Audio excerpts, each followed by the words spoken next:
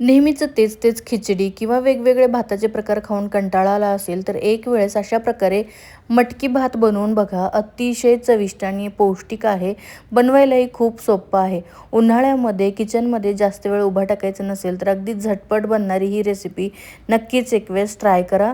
Video कोणत्याही क्षणी अगदी थोडा जरी आवडला तर व्हिडिओला लाईक करायला विसरू नका. त्याने मला अजून प्रोत्साहन मिळेल तुमच्यासोबत असेच नवनवीन व्हिडिओ शेअर करण्यासाठी.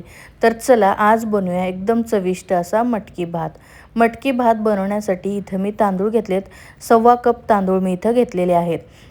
आता हे जे रेग्युलर वापरातले तांदूळ मी इथं वापरले, तुम्ही बासमतीसुद्धा घेऊ शकता. तांदळाला छान असं 2 वेळेस धुवून घ्यायचं आणि त्यामध्ये पाणी टाकून साईडला ठेवायचं. आता जितका भात घेतला आहे तितकीच मी मोड आलेली मटकी घेतलेली आहे.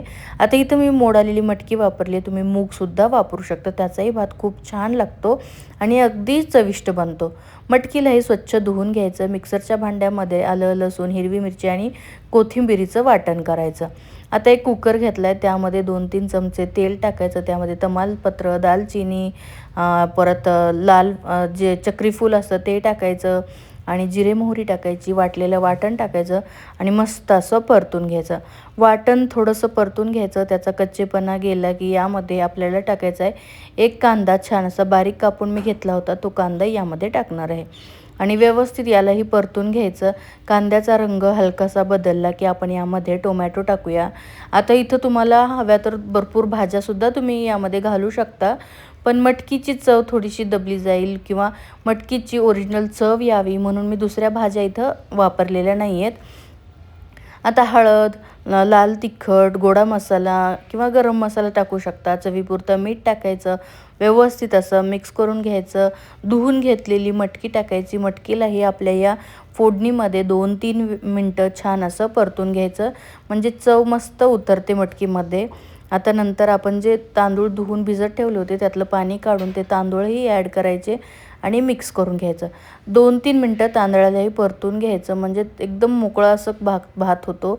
अगदी चिकट होत नाही. 2-3 मिनटं तेलावर मस्त परतून घेतलं की जितकं तांदूळ आहे त्याच्या दुप्पट आपल्याला पाणी घालायचं आहे. इथे मी जवळपास 2.5 कप पाणी घातलेलं आहे. तेही गरम पाण्याचाच वापर केलेला आहे. व्यवस्थित असं मिक्स करून घ्यायचं आहे आणि नंतर बारीक कापलेली थोडीशी कोथिंबीर टाकायची.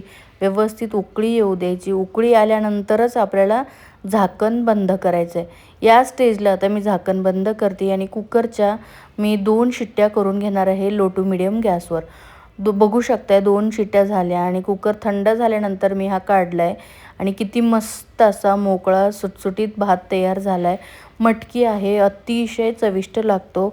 खूप टेस्टी बनवून तयार होतो. यासोबत जर लोणचं पापड घेतलं तर या मटकी भाताची चव अजूनच वाढेल. नक्कीच एक वेळेस ट्राय करा. तुम्हाला ही रेसिपी कशी वाटली ते कमेंट करून सांगा आणि व्हिडिओ आवडला असेल तर व्हिडिओला लाईक करा. धन्यवाद.